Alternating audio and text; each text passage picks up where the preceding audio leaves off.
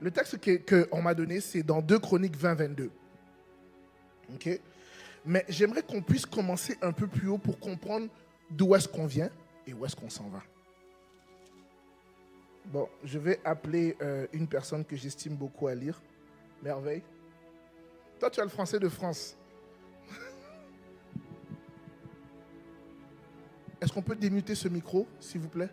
S'il te plaît, celui qui était ici. Non, lis ici dans ma Bible. Ok, la lecture sera un peu longue, mais vraiment ici en haut. Je lis au nom de Jésus. Après cela, les fils de Moab et les fils d'Ammon et avec eux des Moanites marchèrent contre Josaphat pour lui faire la guerre. On vint en informer Josaphat en disant : une multitude nombreuse s'avance contre toi depuis l'autre côté de la mer, depuis la Syrie, et ils sont à Astaton Tamar, qui est en Engedi. Dans sa frayeur, Josaphat se disposa à chercher l'Éternel et il publia un jeûne pour tout Juda. Juda s'assembla pour invoquer l'Éternel et l'on vint de toutes les villes de Juda pour chercher l'Éternel. Josaphat se présenta au milieu de l'assemblée de Juda et de Jérusalem dans la maison de l'Éternel devant le nouveau parvis. Et il dit : Éternel, Dieu de nos pères, n'es-tu pas Dieu dans les cieux et n'est-ce pas toi qui domines sur tous les royaumes des nations ? N'est-ce pas toi qui as en main la force et la puissance et à qui nul ne peut résister ?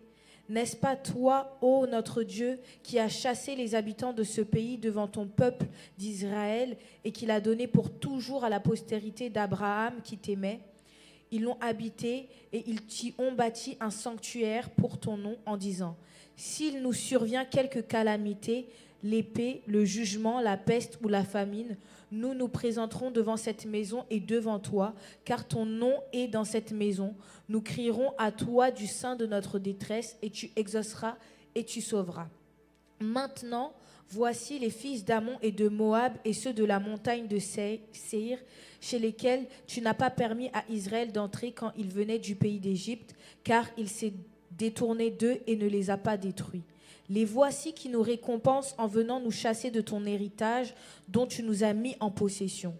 Ô notre Dieu, n'exerceras-tu pas tes jugements sur eux ? Car nous sommes sans force devant cette multitude nombreuse qui s'avance contre nous et nous ne savons que faire, mais nos yeux sont sur toi.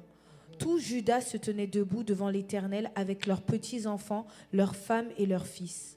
Alors l'Esprit de l'Éternel saisit au milieu de l'assemblée Jacaziel, fils de Zacharie, fils de Benaja, fils de Jéel, fils de Mattania, lévite d'entre les fils d'Asaph. Et Jazakiel dit : soyez attentifs, tout Juda et habitants de Jérusalem, et toi, roi Josaphat, ainsi vous parle l'Éternel, ne craignez point et ne vous effrayez point devant cette multitude nombreuse, car ce ne sera pas vous qui combattrez, ça sera Dieu. Demain, descendez contre eux, ils vont monter par la colline de Tsit et vous les trouverez à l'extrémité de la vallée, en face du désert de Jéruel. Vous n'aurez point à combattre en cette affaire, présentez-vous, tenez-vous là et vous verrez la délivrance que l'Éternel vous accordera. Juda et Jérusalem, ne craignez point et ne vous effrayez point. Demain, sortez à leur rencontre et l'Éternel sera avec vous. Josaphat s'inclina le visage contre terre, et tout Juda et les habitants de Jérusalem tombèrent devant l'Éternel pour se prosterner en sa présence. Les Lévites d'entre les fils de Kéhaït et d'entre les fils des Coréites se levèrent pour célébrer d'une voix forte et haute l'Éternel, le Dieu d'Israël. Le lendemain, ils se mirent en marche de grand matin pour le désert de Tekoa. À leur départ, Josaphat se présenta et dit : écoutez-moi, Juda et habitants de Jérusalem. Confiez-vous en l'Éternel votre Dieu et vous serez affermis. Confiez-vous en ses prophètes et vous réussirez. Puis, d'accord avec le peuple, il nomma des chantres qui, revêtus d'ornements sacrés et marchant devant l'armée, célébraient l'Éternel et disaient : louez l'Éternel, car sa miséricorde dure à toujours. Au moment où l'on commençait les chants et les louanges, l'Éternel plaça une embuscade contre les fils d'Ammon et de Moab et ceux de la montagne de Séir qui étaient venus contre Juda, et ils furent battus. Amen. C'est bon, merci. Ok, avant que je continue, j'ai quelque chose pour Kelita. Tu t'es présenté aux élections. Selon la loi des hommes, tu n'as pas gagné. Mais selon la loi de Dieu, Dieu te donne le territoire. Tu t'es présenté au physique, mais là où est-ce que les hommes ont décidé qu'on vote pour quelqu'un d'autre, Dieu t'a voté. Donc, la loi du territoire fait que tu auras préséance sur ce territoire. Alors, on va commencer notre texte. Merci pour merveille d'avoir lu. Tu lis si bien. On voit que tes parents t'ont envoyé à l'école. Hein. Alors, on arrive là et ce que j'aime de ce texte et pourquoi j'ai voulu remonter, c'est que Josaphat arrive et on lui donne une nouvelle mais qui est grande. Pas une, mais 2 nations se présentent contre lui. Donc, de manière numérique, il sait très bien qu'il ne gagnera pas cette bataille. Et souvent, c'est ce qui arrive, c'est qu'on reçoit 2 mauvaises nouvelles en même temps. Et des fois, tu te dis, est-ce que je règle à gauche ou je règle à droite? Mais une chose que Josaphat a fait, qui m'a surpris, c'est que dès que la mauvaise nouvelle est arrivée, dans sa crainte, il s'est, tourné vers l'Éternel. Répétez après moi, tourner vers l'Éternel. Et la raison pourquoi tu dois te tourner vers l'Éternel, c'est que par tes propres forces, il n'y a pas de solution. Donc, souvent, ce qui arrive, c'est que lorsqu'un problème survient, on commence à chercher la solution. Mais il faut comprendre que Dieu a déjà anticipé la solution. La deuxième des choses, lorsque Josaphat prie, la première des choses qu'il fait, il reconnaît la grandeur de Dieu. Souvent, ce qui arrive, c'est qu'on arrive là et on commence à pleurer. Seigneur, j'ai tel problème. Seigneur, telle chose ne va pas. Mais la première des choses qu'on doit faire, c'est reconnaître la grandeur de Dieu. Parce que lorsque tu reconnais la grandeur de Dieu, tu permets à Dieu d'agir. Tu déclares au problème que tu sais quoi, même si tu es très grand, moi je suis avec le Dieu qui est encore plus grand. Et ce que nous devons commencer à faire lorsqu'une situation arrive, lorsque nous sommes accablés, lorsque on ne voit pas d'issue, c'est commencer à proclamer la grandeur de Dieu. Donc avant même de penser à la délivrance, il faut tout d'abord proclamer la grandeur de Dieu. La deuxième des choses que Josaphat fait qui est étonnant, une fois qu'il a dit à Dieu à quel point il est grand, il a commencé à rappeler à Dieu l'histoire. Seigneur, n'est-ce pas toi qui as fait? Seigneur, n'est-ce pas toi qui m'as sorti de là où j'étais? N'est-ce pas toi qui as sorti mon enfant des gangs de rue? N'est-ce pas toi qui m'as guéri? En rappelant l'histoire, ce que ça fait, c'est que non seulement ça met devant Dieu des faits, mais vous aussi, ça bâtit votre foi. Ça vous distrait du problème. Au lieu d'être focusé sur le problème, on commence à se rappeler. C'est pour ça que David dit, mon âme bénit l'Éternel et n'oublie aucun de ses bienfaits. Parce qu'à ce moment-là, on va dire, David n'était pas dans la joie. Quand tu te dis ça, ça veut dire que ça va mal. Alors que lorsque tout va mal, encore une fois, rappelle-toi de ce que Dieu a fait. Parce que ce que Dieu a fait va te permettre de voir ce que Dieu va faire. La troisième des choses, une fois qu'il a fait ça, il présente à Dieu son problème. Il dit à Dieu, bon, écoute, 2 nations marchent contre moi. Après t'avoir dit, Seigneur, à quel point tu es grand. Après avoir reconnu ce que tu as fait et ce que tu vas faire, Seigneur, laisse-moi te présenter mon problème. Et lorsqu'on présente notre problème à Dieu, il faut être vrai. Vous voyez, des fois, on veut être très poli devant Dieu. Non, il faut être vrai. Josaphat, il arrive là et c'est au verset 12, il dit, ô notre Dieu, n'exécuteras-tu pas tes jugements sur eux? Car nous sommes sans force devant cette multitude nombreuse qui s'avance contre nous et nous ne savons que faire, mais nos yeux sont sur toi. Alors lorsque tu ne sais que faire, avant même de penser à la délivrance, où sont tes yeux? Où sont tes yeux? Et ce soir, c'est ce que je veux vous poser la question, avant qu'on avance. Où sont tes yeux? Souvent, nous traversons des difficultés, mais nos yeux sont plus sur le problème. Et à force de regarder le problème, c'est comme si le problème est plus grand que Dieu. Mais il faut savoir qu'il n'y a aucun problème qui n'est plus grand que Dieu.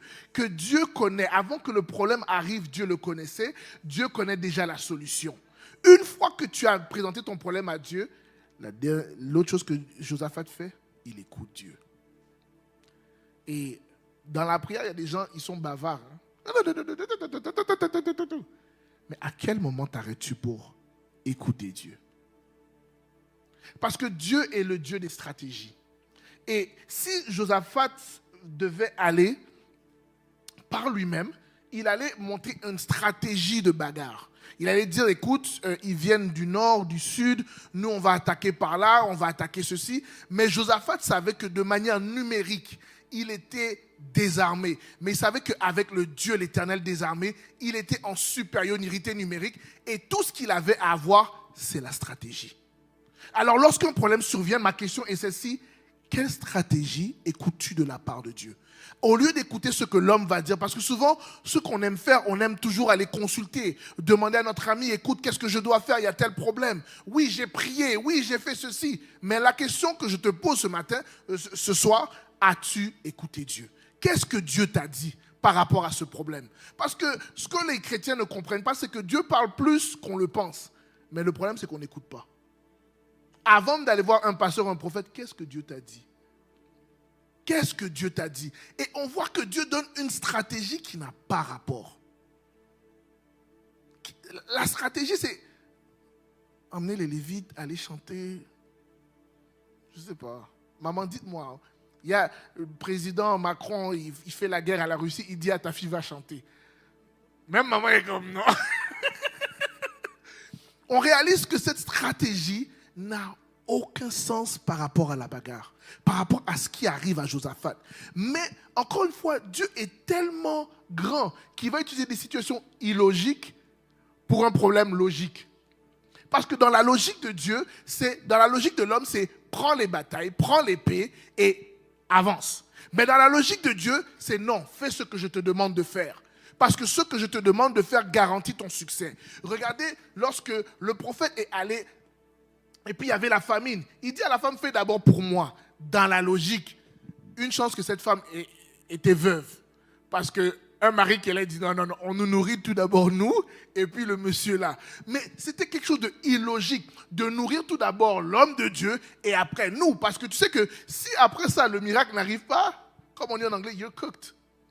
Mais dans l'illogique de Dieu, il y a une logique dans laquelle lui, il intervient. Dieu demande des choses illogiques pour nous, les hommes, mais afin que la gloire lui soit donnée. Donc, lorsque ton problème arrive, c'est afin que la gloire de Dieu puisse descendre.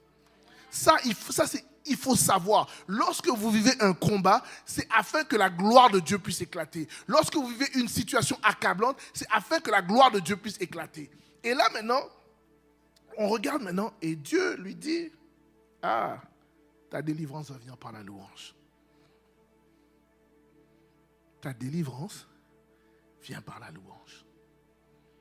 Et quand on regarde la définition de la louange, ça dit action de célébrer le mérite de quelqu'un, de quelque chose, paroles, discours qui font éloge de quelqu'un et de quelque chose.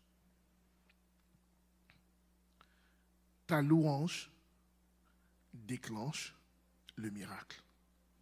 Et il faut voir que à des moments précis de l'histoire, la louange a été l'arme de destruction massive que Dieu a utilisée. Le peuple d'Israël devant Jéricho.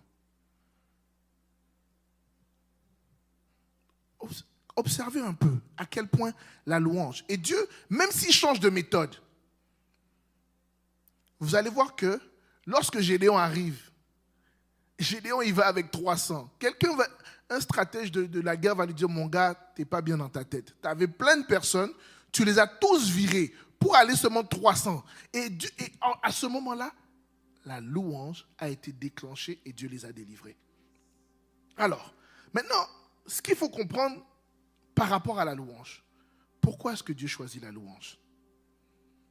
Vous devez savoir que si vous voulez avoir un grand Dieu, le grand Dieu se manifeste dans la louange. Parce que la Bible déclare, Dieu siège au milieu de la louange de son peuple. Lorsque Dieu siège, c'est le gouvernement de Dieu qui vient habiter là où est-ce que tu es. Et il y a une chose qui est bien que le gouvernement de Dieu, il ne peut jamais être défait.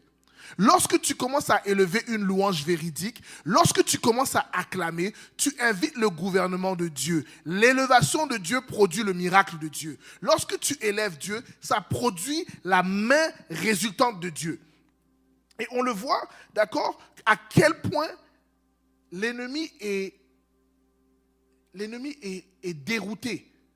Parce que lorsque tu élèves la louange, dans le camp de l'ennemi, ça amène le désordre.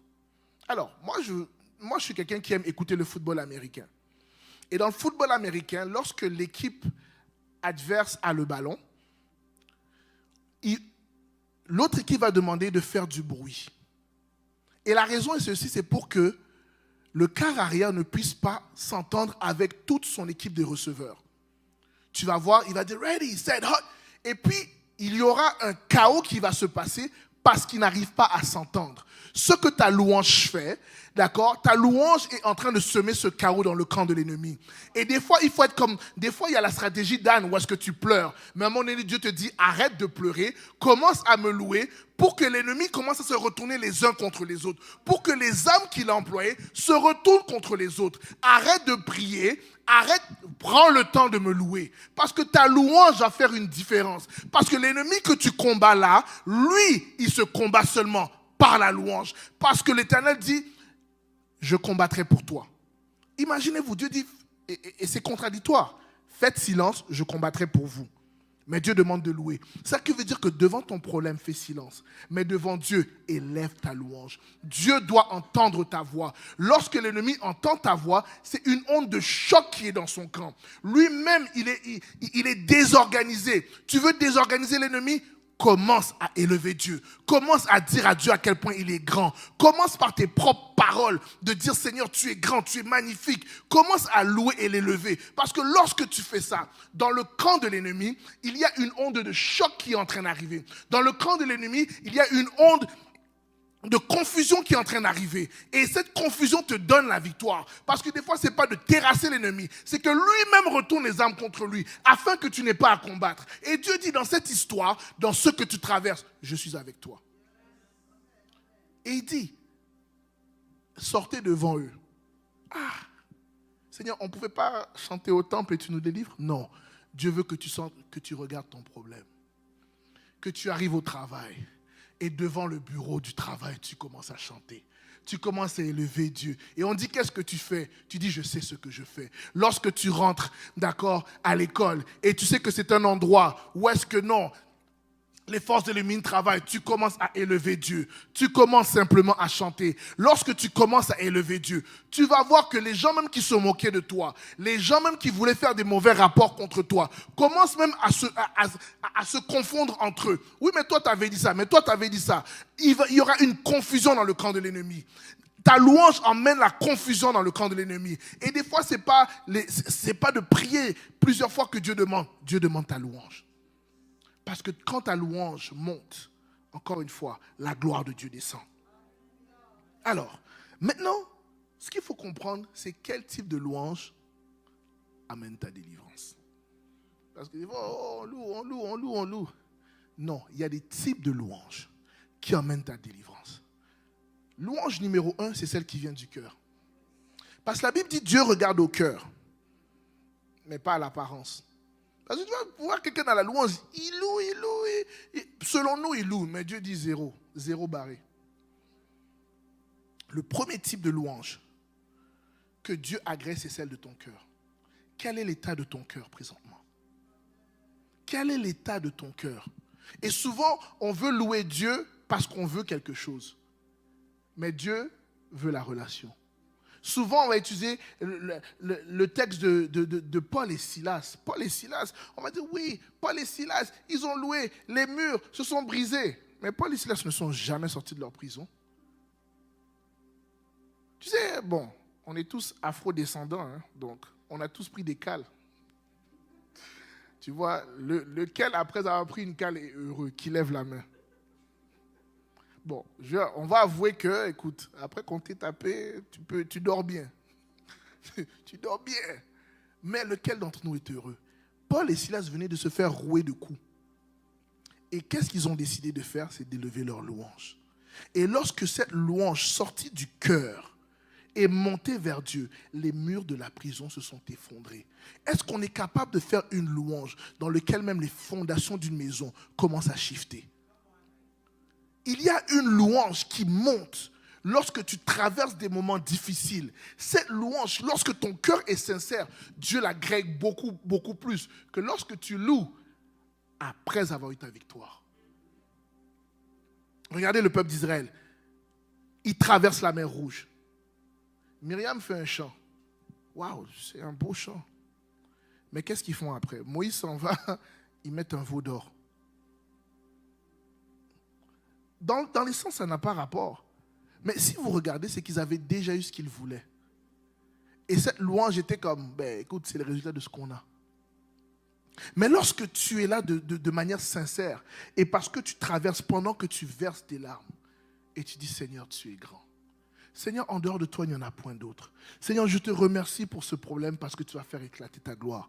Lorsque de ton cœur, d'une sincérité de cœur, tu es là et tu loues Dieu. Ça, c'est la première louange qui va ouvrir le ciel. Parce que la louange ouvre le ciel. Beaucoup de gens veulent l'adoration, mais la louange est une arme de destruction massive. Elle est en train de détruire et d'ébranler tout ce que l'ennemi fait. C'est cette louange-là que Dieu recherche. Mais elle commence par ta sincérité de cœur. Elle commence par un cœur pur. Parce que c'est dans ton cœur. La Bible dit que c'est de l'abondance du cœur qu'on parle. Donc, alors quand tu es là et que tu es dans ta chambre et que tu pleures sur ce que tu traverses, que tu pleures au niveau de l'immigration qui est contradictoire, que tu pleures au niveau, parce que tu veux un enfant, que tu pleures, commence à louer Dieu. Commence à louer Dieu. Mais tu le loues de manière sincère et du cœur. La deuxième des choses, la deuxième louange que Dieu agrée, c'est la louange des lèvres. Parce qu'une fois que tu es passé du cœur, il faut que tu passes des lèvres. Où est-ce que tu élèves Dieu? Parce que ton cœur amène la sincérité, mais tes lèvres, ta déclaration. La Bible dit que la vie et la mort sont au pouvoir de la bouche. Ce qui te montre à quel point la bouche est importante. Donc, on voit que dans le texte, Josaphat arrive là, il a envoyé les Lévites. Et eux, ils viennent d'une sincérité de cœur. Donc, ils viennent avec le sacerdoce et tout ce qu'ils ont. Emmené la louange qui emmène la confusion. Mais il a fallu qu'ils ouvrent leur bouche. Alors ce soir, lorsqu'on te parle de la louange, il faut que tu ouvres ta bouche. Parce que tant et si longtemps que ta bouche est fermée, tu as fermé le ciel sur ta tête. Tu as fermé le ciel sur ta tête. Tu veux que le ciel s'ouvre. Fais une louange that matters. Fais une louange que lorsque même les anges regardent le ciel et disent Seigneur, lui, il t'a vraiment loué. Non seulement il t'a loué du cœur, mais ses lèvres étaient en train d'élever ta louange. C'est pour ça que moi, je dis toujours les gens qui, oh, je loue dans mon cœur, arrête tes bêtises. On loue de la bouche. On loue de la bouche. Il faut que sur la terre on t'entende. Il faut que dans les cieux on t'entende. Il faut que au trône de Dieu on entende ta louange. Qu'elle sorte non seulement de ton cœur, mais que des cordes vocales que Dieu t'a données, on puisse les entendre. Parce que Dieu ne t'a pas créé muet pour une raison. Dieu t'a créé avec un son. Pour que lorsque tu émettes ce son-là, il fasse la différence. Vous voyez, lorsque plus ta louange est grande, plus ta délivrance est grande. Plus le bruit est grand, plus l'impact est grand. Est-ce qu'on est d'accord? Si on va dire qu'il y a un avion qui passe, on va l'entendre un peu, on est d'accord? Mais si c'est des avions de chasse de guerre, même ici on va les entendre. Pourquoi? Parce que ça produit un bruit. Une grande louange produit un bruit. Une grande louange produit un bruit. Lorsque tu fermes ta bouche, tu sais quoi? Tu n'auras pas de miracle. Demande pas, oh, pourquoi Seigneur, pourquoi tu as fait du bien à l'autre? Lui a une grande louange. Lorsque tu ouvres ta bouche et que ta louange est grande, elle produit l'effet escompté. Lorsque ta louange est grande, elle produit l'effet escompté. Parce que, encore une fois, Dieu répond à ce qui est devant lui. Si tu es là et puis bon, tu es grand Seigneur. Waouh, Dieu va être en mode, oh là là, est-ce que je suis vraiment grand dans sa vie? Et vous devez savoir que le plus ta louange est grande, le plus le bruit de ton cœur résonne, le plus le bruit de ta bouche résonne, le plus grand ton miracle va être. Le plus grand ton... Dieu ne peut pas agir grandement Dieu ne peut pas agir grandement si tu chantes et puis tu es timide. Dieu n'est pas dans la timidité. Comme on dit en anglais, you have to be bold dans la présence de Dieu. Regardez David. David ramène l'arche. L'arche avait quitté Israël depuis longtemps. David ramène l'arche. Et lorsqu'il ramène l'arche, David danse au point d'enlever ses vêtements, au point de se dépouiller. Et Dieu a tellement agréé que quand maintenant sa femme a parlé, il a dit, écoute, toi, tu n'auras pas d'enfant, c'est fini. Pour vous montrer à quel point Dieu agrée la louange. Vous ne pouvez pas être là et puis vous dites, Seigneur, je veux une délivrance. Et Dieu n'agrée pas la louange. La troisième des choses, une louange que Dieu agrée, la louange de tes mains. L'acclamation fait descendre la présence de Dieu. Parce qu'on acclame seulement ce qui est supérieur. On acclame seulement ce qui est supérieur. Imaginez-vous que, exemple, on est au Stade de France et puis un joueur entre. On va dire comme Zidane, les gens vont l'acclamer. Si lui qui est homme, à l'acclamation, il réussit, à quel point Dieu qui est au ciel réagit à l'acclamation. Et souvent nous sommes dans la présence de Dieu, acclame ton Dieu. Et Dieu est comme, waouh, bon, il veut un grand miracle, lui. Ben, bon. L'acclamation shift. L'acclamation, et je dis bien l'acclamation, shift l'atmosphère spirituelle dans une salle. Des fois, tu n'as pas besoin de chanter. Tu as besoin d'être là et juste d'acclamer.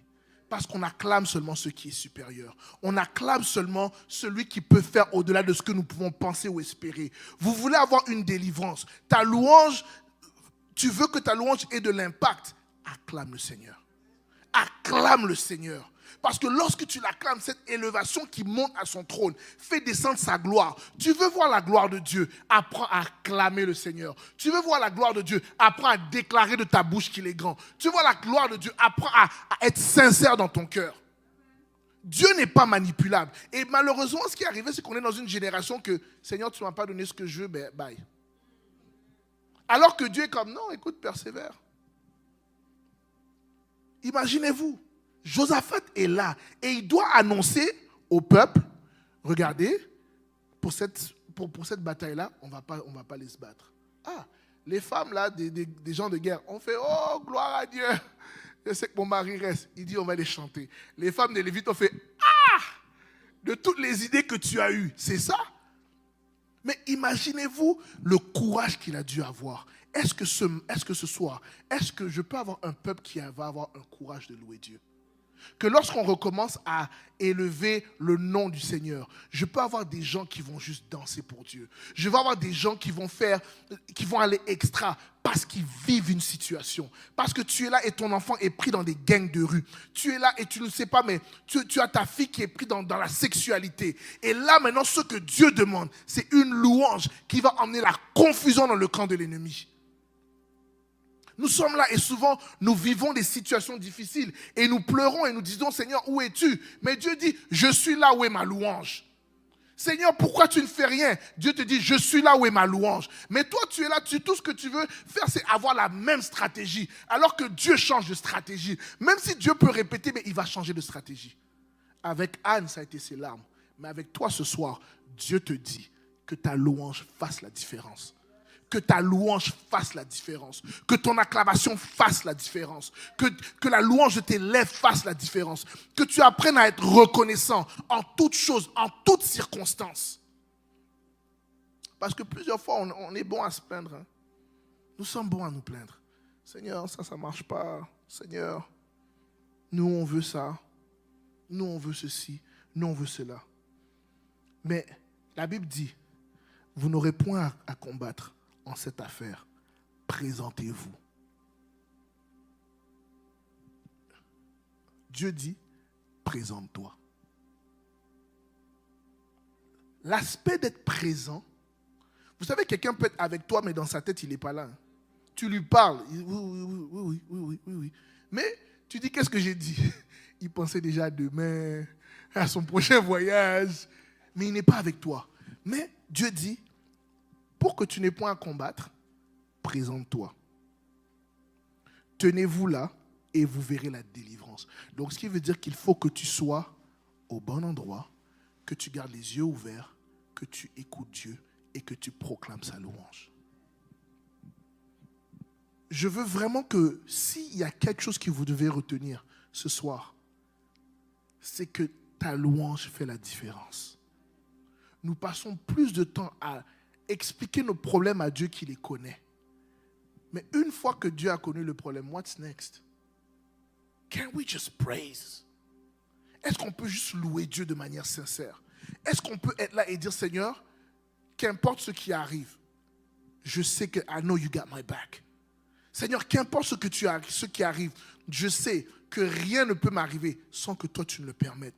Josaphat est là devant une situation impossible. Mais pour que la gloire de Dieu éclate, il faut qu'il t'emmène une situation impossible qui va te pousser à le louer. Donc ce soir, lorsque nous allons dans cette deuxième section, que ta louange soit au niveau du problème que tu veux résoudre. Si ton problème est petit, il n'y a pas de problème. Mais si ce que tu veux de la part de Dieu est grand, que tu puisses, quand on te dit de chanter, qu'on voit toutes tes caries. Bon, pour ceux qui en ont. Lorsqu'on te dit de te lever, que tu te lèves. Lorsqu'on te dit de lever les mains, tu lèves les mains. Que Dieu puisse agréer cette louange. Parce que c'est cette louange qui va t'emmener jusqu'en 2025, jusqu'en 2026. Il y a des louanges qui font la différence. Est-ce que ce soir, parce que vous êtes tous déplacés, tout le monde peut être chez eux en train de dormir ce soir, mais vous êtes déplacés, est-ce qu'on peut juste lever les mains? Est-ce qu'on peut juste lever les mains et dire, Seigneur, je te dis merci? Est-ce qu'on peut juste prier? Est-ce qu'on peut juste se lever? Est-ce qu'on peut juste se lever? Et on va faire comme Josaphat. On va commencer à déclarer que Dieu est grand. On va commencer à déclarer la grandeur et la splendeur de Dieu. Seigneur, nous te louons parce que tu es un Dieu grand, tu es un Dieu magnifique. Seigneur Dieu, tu as, Seigneur Dieu, créé la terre et tout ce qu'elle renferme. Seigneur Dieu, tu as créé chacune des planètes, Seigneur Dieu. Tu as créé, Seigneur Dieu, le soleil à une température précise. Et tu as mis la terre, Seigneur Dieu, à une distance, Seigneur Dieu, concise, Seigneur Dieu, afin que nous ne brûlions pas. Seigneur Dieu, qui est grand comme toi? Seigneur Dieu, tu es grand, Seigneur Dieu. Parce que, Seigneur Dieu, tu nous as donné la vue. Seigneur Dieu, nous pouvons voir différentes couleurs, Seigneur Dieu, que tu as fait. Seigneur Dieu, nous te disons merci, Seigneur Dieu. Pour, Seigneur Dieu, les vaisseaux sanguins, Seigneur Dieu, qui sont, Seigneur Dieu, dans notre corps, Seigneur Dieu. Chacun des vaisseaux est créé à la perfection. Seigneur Dieu, je te dis merci, Seigneur Dieu. Pour, Seigneur Dieu, le système nerveux qui fait que lorsque je dis que je lève mes mains, je puisse lever mes mains, Seigneur Dieu. Père éternel, nous déclarons ta grandeur, Seigneur Dieu, ce soir. Seigneur Dieu, tu es grand, Seigneur Dieu. Nos mots sont trop petits pour déclarer ta grandeur. Nos mots sont trop petits pour déclarer ta splendeur. Seigneur Dieu, nous élevons ton nom, Seigneur Dieu, ce soir. Seigneur Dieu, qui est comme toi, Seigneur Dieu? Qui est comparable à toi, Seigneur Dieu? Seigneur Dieu, personne ne peut se comparer à toi. Personne, Seigneur Dieu, ne peut faire les choses comme toi. Seigneur Dieu, tu es grand, Seigneur Dieu, tu es le roi des rois. Seigneur Dieu, des rois se sont levés et sont dans le tombeau, tu es le seul ressuscité. Seigneur Dieu, nous élevons le nom de Jésus, le nom qui est au-dessus de tout nom, le nom qui fait fléchir l'enfer, le nom qui est au-dessus de tout nom, le nom qui brise les chaînes, le nom qui brise les chaînes. Seigneur Dieu, nous t'élevons, nous t'élevons. Seigneur Dieu, nous élevons le lion de la tribu de Juda. Seigneur Dieu, toi qui te lèves, la Bible dit que l'Éternel se lève et ses ennemis se dispersent. Seigneur Dieu, qui est comme toi? Seigneur Dieu, c'est toi, Seigneur Dieu, qui a arraché les clés de la mort. Seigneur Dieu, c'est toi, Seigneur Dieu, qui nous a rendus libres devant Dieu. C'est toi, Seigneur Dieu, qui nous a donné accès, Seigneur Dieu, au trône de la grâce, Seigneur Dieu. Qui est comme toi? Le Dieu puissant, le Dieu vivant. Seigneur Dieu, tu es vivant. Seigneur Dieu, tu es vivant. Tu es vivant, Seigneur Dieu. Qui est comme toi? Qui peut se présenter comme toi, Seigneur Dieu? Toi qui es le lion et l'agneau. Toi qui es le lion et l'agneau. Toi qui as donné ta vie à la croix de Golgotha pour nous. Tu dis que tu es le Dieu, l'éternel Dieu fort dans les combats. C'est toi, Seigneur Dieu, qui combat pour nous. C'est toi, Seigneur Dieu, qui combat pour nous. Seigneur Dieu, tu combats pour nous. Qui est un Dieu grand? Seigneur Dieu, qui sommes-nous l'homme pour élever nos voix vers toi, Seigneur Dieu? Nous déclarons, Seigneur Dieu, que tu es grand. Seigneur Dieu, tu es grand. Seigneur Dieu, tu es grand, Seigneur Dieu. Tu es grand, Seigneur Dieu. Le Dieu des délivrances, c'est toi. Le Dieu des délivrances, c'est toi. Le Dieu des délivrances, c'est toi. Le Dieu des délivrances, c'est toi. Le Dieu des délivrances, c'est toi. Le Dieu des délivrances, c'est toi. Qui est comme toi? Seigneur Dieu, tu rugis comme le lion de la tribu de Juda. Lorsque tu parles, Seigneur Dieu, c'est comme le tonnerre.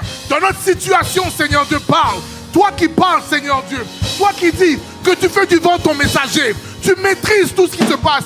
Dans le monde visible et invisible, tout est soumis. Seigneur, ton nom est élevé. Ton nom est élevé. Ton nom est élevé. Ton nom est élevé. Ton nom est élevé. Ton nom est élevé. Seigneur Dieu, personne n'est comme toi. Personne n'est comme toi. Personne n'est comme toi. Il n'y a aucune montagne qui est trop grande pour toi. Il n'y a aucun problème qui est trop grand pour toi. Tout genou fléchit devant toi. Tout problème déclare que tu es Dieu. Dans les cieux, sur la terre, sous la mer. Tout esprit reconnaît que tu es Dieu. Tout esprit reconnaît que tu es Dieu. Seigneur, tu es élevé. Nous élevons. La droite de l'Éternel est élevée. La droite de l'Éternel est élevée. La droite de l'Éternel est élevée. La droite de l'Éternel est élevée. Par des acclamations. Par des acclamations, nous élevons. Par des acclamations. Acclame parce qu'elle fait descendre la gloire de Dieu. Acclame parce qu'elle fait descendre la gloire de Dieu. Acclame parce qu'elle fait descendre la gloire de Dieu. Acclame parce qu'elle fait descendre la gloire de Dieu. Acclame parce qu'elle fait descendre la gloire de Dieu. Dans ton problème, la Bible dit, tu n'auras point à combattre. Acclame parce que tu n'as point à combattre. Acclame parce que tu n'as point à combattre. L'Éternel Dieu des armées marche devant toi. L'Éternel Dieu des armées marche devant toi. L'Éternel Dieu des armées marche devant toi. Marche devant toi. Marche devant toi. Acclame, acclame, acclame. Ne t'arrête pas. Ne t'arrête pas. La gloire de Dieu descend. La gloire de Dieu descend dans ces lieux. La gloire de Dieu descend dans ces lieux. Ne t'arrête pas. Ne t'arrête pas. Ne t'arrête pas. Le premier vent de la gloire arrive. Le premier vent de la gloire arrive. Ne t'arrête pas. Le premier vent de la gloire arrive. Le vent de délivrance. Le vent qui rencontre tes problèmes. Face à face. Ne t'arrête pas. Acclame, acclame.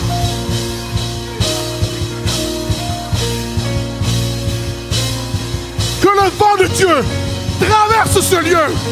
Le vent de Dieu traverse ce lieu. Traverse ce lieu. La Bible dit, vous n'aurez point à combattre. Dans cette affaire, tu n'as point à combattre. Dans cette affaire, tu n'as point à combattre. Dans cette affaire, tu n'as point à combattre.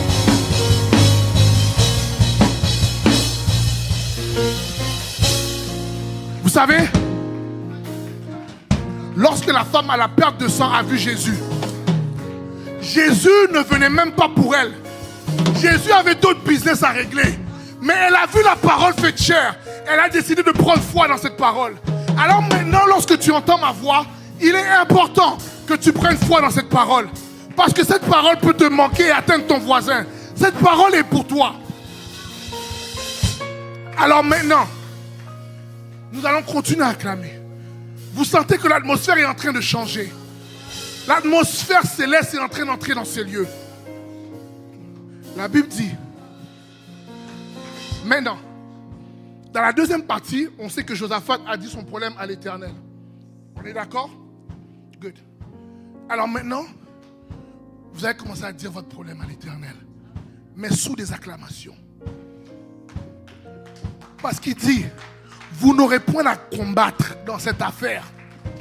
Présentez-vous. Est-ce qu'il y a quelqu'un qui est présent? Lève la main. Est-ce qu'il y a quelqu'un qui est présent? Lève la main. Ok. Vous n'aurez point à combattre. Dans ce problème d'argent que tu as, tu n'auras point à demander de l'argent à la banque. L'argent viendra des chemins. La Bible déclare que l'Éternel fait du vent son messager. Donc, ton problème d'emploi que tu as, Dieu met ton nom dans le vent et le réfère dans les bureaux. Dans cette affaire, tu n'auras point à combattre. Le patron qui te combat, tu n'auras point à combattre. Ah, la personne qui te persécute, tu n'auras point à combattre. Présente-toi. Ah, la Bible dit, il dit tenez-vous là et vous verrez la délivrance. Dieu ne fait pas les choses en cachette. Dieu fait les choses devant toi. Mais maintenant, nous allons élever une louange qui fait la différence. Nous allons élever une louange qui fait la différence. Alors maintenant, est-ce que je vois un peuple qui acclame? Vous verrez la délivrance. Dis ton problème à l'Éternel. Dis ton problème à l'Éternel.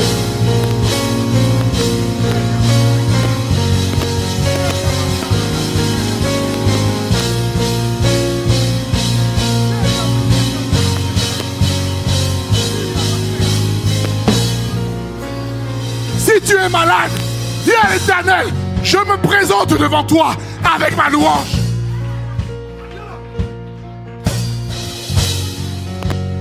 Si tu as des problèmes au niveau de la santé mentale, dis à l'Éternel, je me présente devant toi avec ma louange.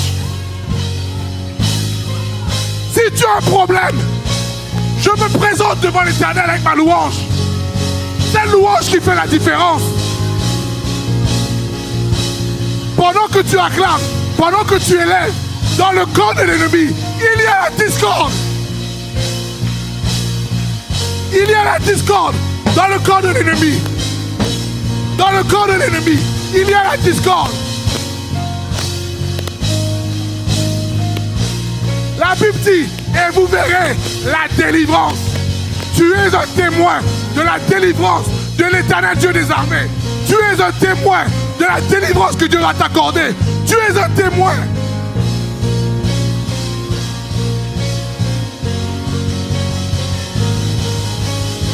L'Éternel Dieu marche dans ce lieu. L'Éternel Dieu marche en ce lieu. L'Éternel Dieu marche en ce lieu. L'Éternel Dieu marche en ce lieu. Ta délivrance est certaine. Ta délivrance est certaine. Ta délivrance est certaine. Ta délivrance est certaine.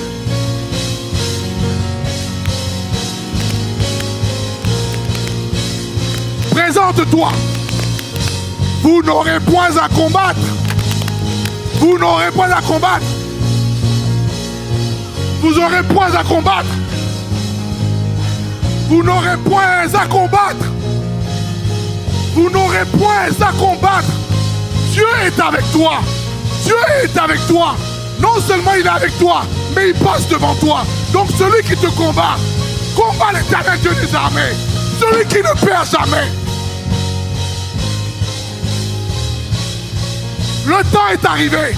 Où est-ce que la louange monte et la gloire de Dieu descend? La gloire de Dieu descend.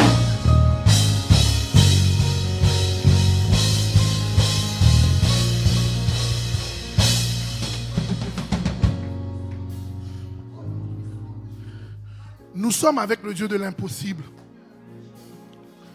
Donc, quel est le problème que tu as ce soir dans lequel Dieu ne peut pas agir?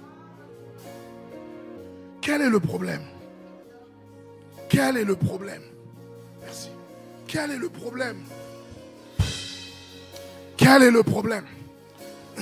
Josaphat a rappelé à Dieu, c'est toi qui as fait ça. C'est toi qui as fait ça.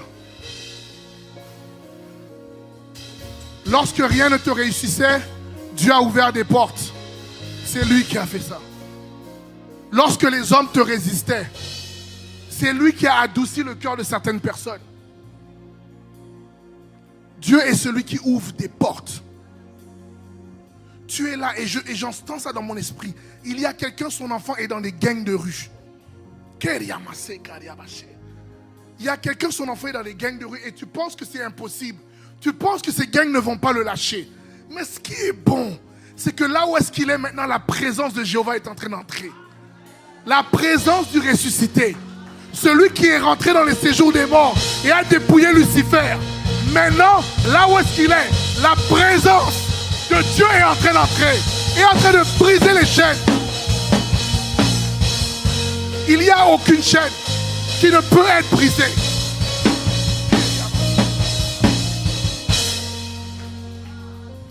Tu es là la nuit, tu as des visitations. Et tu ne sais même pas comment arrêter ces visitations. Tu as tout fait, tu as prié.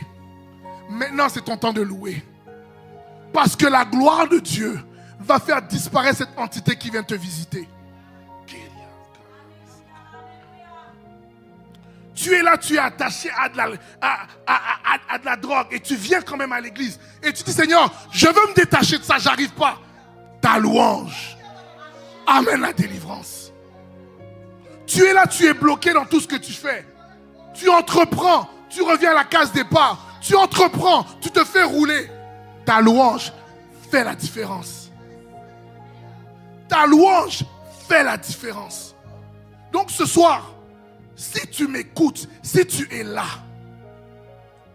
c'est pour faire la différence. Tu es là. Et dans ton corps, tu vis des maladies.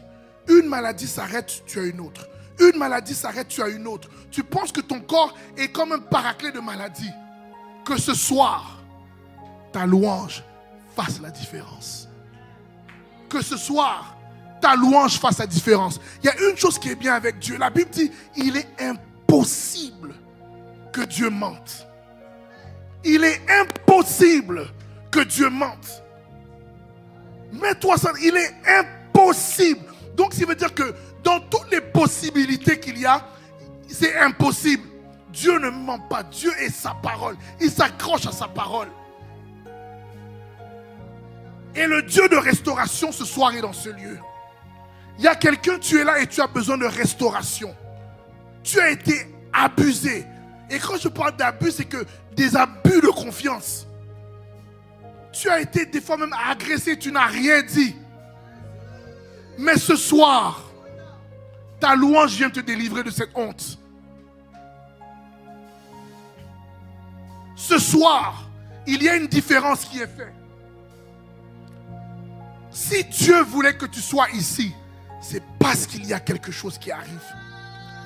Ta louange fait la différence. Je répète encore, vous n'aurez point à combattre en cette affaire. Présentez-vous, tenez-vous là, et vous verrez la délivrance que l'Éternel vous accordera. Que Dieu bénisse la parole.